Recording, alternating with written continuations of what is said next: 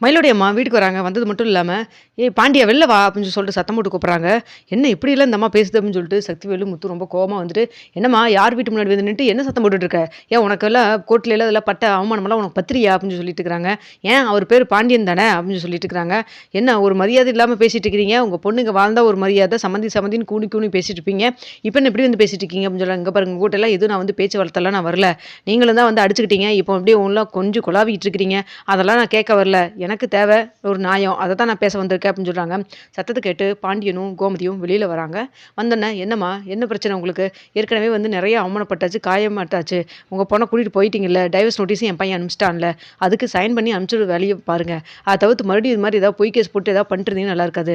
அது மட்டும் இல்லாம எதுக்கு எங்க வீட்டு முன்னாடி வந்து நின்னுட்டுருக்கீங்க?" அப்படின்னு சொல்லி பேசிட்டு இருக்கிறாங்க. அப்போ இதெல்லாம் கேட்டு சரவணன் உள்ள ரூம்லேருந்து வெளில வராரு. வந்தது மட்டும் இல்லாம கையில பொருளோட வராரு அடிக்கிறதுக்கு.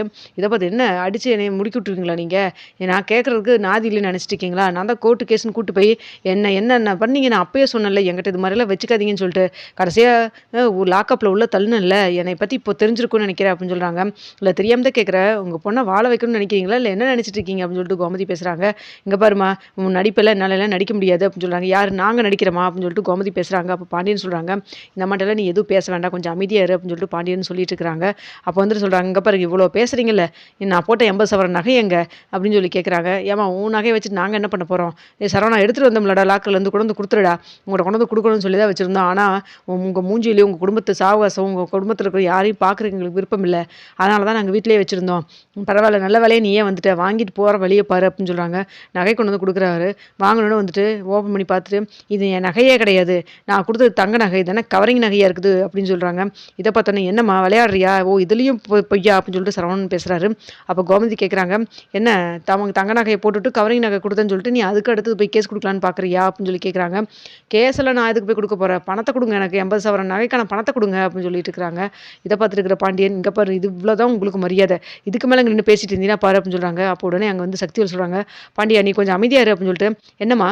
எந்த கடையில வாங்குன நீ நகை? சொல்லு" அப்படின்னு சொல்லிட்டு சக்திவேல் ரொம்ப கோவமா கேட்குறாங்க. அப்போ முத்துவேலு, "என்ன மொத்தத்திலே என் தங்கச்சி வீட்ல ஏதாவது நிம்மதியாவே இருக்கக்கூடாதுன்னு சொல்லி முடிவு பண்ணிட்டியா நீயி?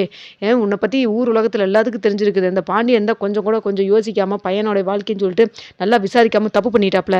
அதுக்கு தான் இப்போ அனுபவிச்சிருக்காங்க. இங்க பாரு தேவையில்லாம வந்துட்டு பேசிட்டு நின்னா பாரு. உங்கள அன்னைக்கே வந்துட்டு கிணத்து மேட்ல வந்து நின்னுகிட்டு பொருள் திருட வந்தான்ல உன் வீட்டுக்காரன் அன்னைக்கே உங்கள புடிச்சு போலீஸ்ட்ட குடுத்துருந்துருக்கணும். தப்பு பண்ணிட்டோம் நாங்க. அன்னைக்கு இவங்க உங்களெல்லாம் ரொம்ப நம்பியிருந்தாங்க. அதனால தான். இங்க பாரும்மா ஒழுங்கா இந்த நகைய கேட்டயே கொண்டு வந்து குடுத்துட்டாங்க. ஒழுங்கா வாங்கிட்டு போற வழிய பாரு. மேற்கொண்டு அந்த நகை இல்ல, இந்த நகை இல்ல, நாங்க தங்கம் தாங்க போட்டோம், கவரிங் நகை இருக்குது, அப்படி இப்படின்னு ஏதாவது பொய் பேசிட்டு இருந்தீன்னா, அதுக்கப்புறம் ஒண்ணும் பேசுறதுக்கு வாய் இருக்காது பார்த்துக்கோ அப்படின்னு சொல்லி பேசிட்டு இருக்கிறாங்க. அப்ப கரெக்ட்டா வந்துட்டு மயிலு ஆட்டோல வராங்க. "எதுக்கும்மா இங்க நீ வந்து நின்னுட்டுருக்குற? எதுக்கும்மா பிரச்சனை பண்ற?" அப்படின்னு சொல்லிட்டு இருக்கிறாங்க. "பாருடி நம்ம 80 சவரன் நகை போட்டோம்ல, பாரு எல்லாம் கவரிங் நகைய குடுத்துருக்காங்க" அப்படின்னு சொல்றாங்க. "ஐயோ! போதும் நிறுத்தும்மா. இதுக்கு மேல ட்ராமா பண்ணாத. நிறுத்து கொஞ்சம்" அப்படின்னு சொல்றாங்க. கத்துறத பார்த்துட்டு எல்லாருமே அப்படியே ரொம்ப ஷாக்கா பார்க்குறாங்க. அப்ப மீனாவும், இந்த அம்மா பேசிட்டு ஏதாவது அதுக்கப்புறம் நம்ம உண்மைய சொல்லிக்கலாம்னு சொல்லி பார்த்துட்டு இருக்கிற நேரத்தில கரெக்ட்டா மயில் வந்து சொல்றாங்க, "எல்லாரும் என்னைய மன்னிச்சுருங்க. எங்க அம்மா என்கிட்ட இந்த வீட்ல வந்து வாழ வரணும்னா, நீ கேஸ் குடுத்தீன்னா தான் ஆகும்ன்னு சொல்லிட்டு என்னைய மிரட்டி கேஸ் குடுக்க வச்சுட்டாங்க. அது மட்டும் இல்லாம எனக்கு இதில கொஞ்சம் கூட விருப்பம் இல்ல. எனக்கு மாமா கூட சேர்ந்து வாழணும். அவ்வளோ மட்டும் தான்" அப்படின்னு சொன்னாங்க. உடனே இத கேட்டோனே சரவணன், "யாரு? யாருக்கு மாமா? இதுக்கு மேல ஏதாவது நீ பேசியிருந்தீன்னா பாரு, அம்மா இவள இங்கேருந்து போ சொல்லிருமா, கொலைகாரனா மாறிருவ" அப்படின்னு சொல்லிட்டு சத்தம் போட்டு பேசுறாங்க. "நான் சொல்ல வேண்டியது சொல்லிட்டு நான் போயிடுறேன். யாருக்கு என்கிட்ட பேசுறவோ, நான் பேசுறது கேட்கவோ பிடிக்காதுன்னு எனக்கு தெரியும். இருந்தாலும் இப்ப கூட எங்க அம்மா பொய் தான் பேசிட்டு இருக்காங்க. எங்க அம்மா போட்டது எங்க வீட்ல போட்டது எனக்கு 8 சவரன் மட்டும் தான் தங்க நகை. மீதி எத்தனையும் கவரிங் நகை தான். எங்க அம்மா இத வச்சு ஏதோ பிரச்சனை பண்ணி மொத்தத்திலேயே வந்து உங்கள நிம்மதி இல்லாம பண்ணணும்னு சொல்லி தான் வந்திருக்காங்கிறத நான் கேள்விப்பட்டு தான் வந்தேன் நானு. இங்க வந்தது கூட எனக்கு தெரியாது. சுடர் தான் சொன்னாங்க. இப்படியே அம்மா வந்து அங்க போயிருக்காங்க. ஏதாவது பிரச்சனை ஆயிர போது அக்கா போய் பாருன்னு சொல்லிட்டு அப்படின்னு சொல்றாங்க. இத கேட்டோனே சரவணன் சொல்றாங்க, "பாத்தியாம்மா நான் முன்னாடி போய் நகைய வந்து வாங்குற மாரி வாங்குறேன். நீ பின்னாடி வந்து நான் குடுத்ததெல்லாம் போலி நகை தான், தங்க நகை கிடையாதுன்னு சொல்லி நீ உண்மைய பேசுற மாரி பேசு. அப்போ உன் மேல வந்து இரக்கம் வரும். அப்படியே வீட்டுக்குள்ள நைஸ் நம்மளா போயிருன்னு சொல்லி பிளான் பண்ணி தான் இங்க வந்திருக்காங்க" அப்படின்னு சொல்லி பேசுறாரு. "ஐயோ! மாமா இப்ப நான் சொல்றதெல்லாம் உண்மதான். எங்க அம்மா என்கிட்ட சொல்லாம தான் அங்க வந்துட்டாங்க. கொஞ்சம் நம்புங்களேன் யாராவது" அப்படின்னு சொல்லிட்டு இருக்கிறாங்க. அப்போ உடனே மீனா சொல்றாங்க, "இங்க பாருங்க போலி நகை போட்டிருக்கீங்கிறது எனக்கே தெரியும். எனக்கும் தெரியும், ராஜிக்கும் தெரியும். அப்படி இருக்கிறப்பவே வந்துட்டு தங்க நகை தான் நாங்க போட்டோம் அப்படின்னு சொல்லிட்டு எப்படி உங்கனால வந்து வாய் கூசாம பேச முடியுது" அப்படின்னு சொல்றாங்க. இத கேட்டுருக்கிற கோமதி, உனக்கு எப்படிடி தெரியும்?" அப்படின்னு சொல்லி கேட்குறாங்க. அப்போ உடனே வந்து கதிர் சொல்றாரு, "ஆமாம்மா இந்த நகை கவரிங் நகை தாம்மா. இப்பதான் எனக்கு ஒரு 10 நாளைக்கு முன்னாடி தான் எனக்கு எல்லாமே தெரிய வந்துச்சு. அப்பதான் ராஜியும் சொன்னா. ராஜிக்கும் மீனாண்ணிக்கும் முன்னாடியே தெரிஞ்சிருக்குது. இந்த விஷயத்த வெளில சொல்ல வேண்டாம். நாங்க கையில காசு இருக்கப்ப இந்த ₹80,000 நகை மறுபடியும் நாங்க கொஞ்சம் கொஞ்சமா போட்டுறோம். இப்போதைக்கு இது தெரிய வேண்டாம்னு சொல்லி கெஞ்சி கேட்டதுனால, இவங்க சரி இந்த நகையினால எதுக்கு வீட்ல தேவையில்லாம குழப்பம், பிரச்சனை வரட்டும் அப்படின்னு வராம இருக்கட்டும் அப்படிங்கிறக்காக எந்த உண்மையும் சொல்லாம இருந்திருக்காங்க. ஆனா இப்ப வந்து சொன்னாங்க பார்த்தீங்களா, நானும் கொஞ்ச நேரம் பார்த்துட்டு என்னதான் இந்த அம்மா பண்ணுதுன்னு பார்த்துட்டு பேசுறத பேசிக்கலாம். அதுக்கப்புறம் நம்ம வாய் பேசாது கை தான் பேசும்னு நினைச்சிட்டு இருந்தேன். கடைசியில வந்துட்டு இந்த மயில் அவங்களே வந்து இப்ப வந்து உண்மைய ஒத்துக்கிட்டாங்க அப்படின்னு சொல்லிட்டு இருக்கிறாங்க. அம்மா இவங்க முதல்ல இங்கிருந்து கிளம்பி சொல்லுங்க அப்படின்னு சொல்லிட்டு சரவணன் கத்துறாரு. அதான் இந்த பையன் சொல்றான்ல, ஒழுங்கா இடத்த காலி பண்ணி போயிருங்க. உங்களுக்கு வேற ஏதாவது பேசணும்னா நீங்க போய் கேஸ் குடுக்கணும். நீங்க கேஸ் தானே குடுப்பீங்க. போய் குடுங்க போங்க பார்த்துக்குறோம் நாங்க அப்படின்னு சொல்லிட்டு கோமதி பேசுறாங்க.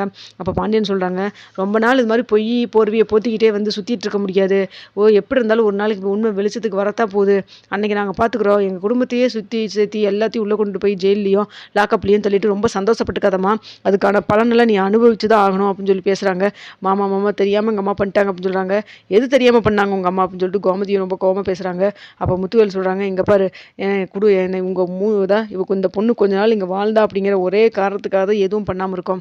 அந்த மரியாதை காப்பாத்திட்டு ஒழுங்கா இந்த இடத்த காலி பண்ணி போயிட்டே இருங்க.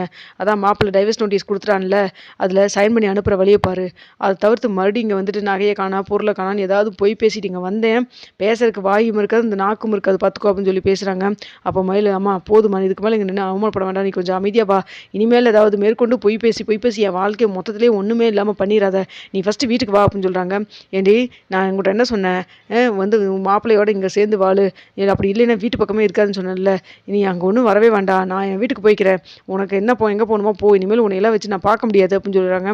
இதை பார்த்து, நீ ஏமா இவங்களும் என்னை கழுத்து பிடிச்சி வெளில தள்ளிட்டாங்க நீ சொன்ன பொய்யினால, இப்போ நீ என்னை வீட்டுக்கு வரான்னு சொன்னா நான் எங்க தான் போட்டு அப்படின்னு சொன்னாங்க.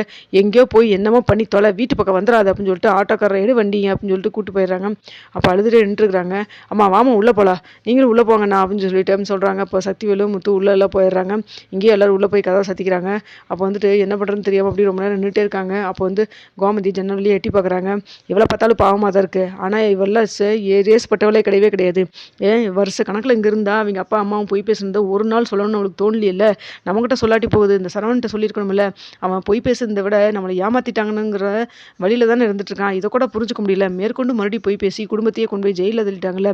இவங்க எல்லாம் வந்து பாவம் பார்த்தா நமக்கு பாவம் பிடிச்சிக்கும். எல்லாரும் அவங்க வேலையை பாருங்க, எவ்வளோ நாள் நிப்பால நின்றுட்டு போகட்டும், ரோட்டில் தான் நிற்கிறா அப்படின்னு சொல்லிட்டு இருக்காங்க. அப்போ பாண்டியன் சொல்றாங்க, ஆனால் இந்த குடும்பம் மொத்தத்திலே திருந்தது. அவங்க அம்மா இன்னும் இத்தனையும் பண்ணி அதுக்கப்புறம் இந்த நகை விஷயம் மூலமா மறுபடியும் பிரச்சனை பண்ணலாம்னு சொல்லி இங்கே வந்து நின்றுருக்குது. இது என்ன பண்ணுறது அப்படின்னு சொல்லி கேட்குறாங்க. அதெல்லாம் அடங்கவே அடங்காதுங்க, நீங்கள் கொஞ்சம் டென்ஷன் ஆகாமல் இருங்க, நம்ம வேலையை பார்க்கலாம் அப்படின்னு சொல்லிட்டு இருக்கிறாங்க. அப்போ உடனே சரவணன் சொல்கிறாங்க, எல்லாம் என்னால் தானே, எனக்கு கல்யாணமே ஆகாமல் இருந்திருந்தால் இத்தனை பிரச்சனையே கிடையாது. என்னால் குடும்பமே இப்போ பாதிக்கப்பட்டிருக்குதுல்ல. என்னால் எப்பவுமே இந்த குடும்பத்துக்கு ஒரு கஷ்டம் வரக்கூடாதுன்னு நான் தான் நினைப்பேன். ஆனால் என்னாலேயே இத்தனை சங்கடம் வந்துருச்சுல்ல அப்படின்னு சொல்லிட்டு இருக்கிறாங்க. அப்போ பழனி சொல்கிறாரு, மாப்பிள்ள நீ கண்கலங்காத மாப்பிள்ள, உன்னை இப்படி பார்க்கவே எங்களால் முடியல, எல்லாம் சரியாயிரும், காலந்தான் இதுக்கு பதில் சொல்லும், கொஞ்ச நாள் அமைதியாக இரு நீயே அப்படின்னு சொல்கிறாங்க. இல்லை மாமா, இதுக்கு மேலே என்னால் அமைதியாக இருக்க முடியாது.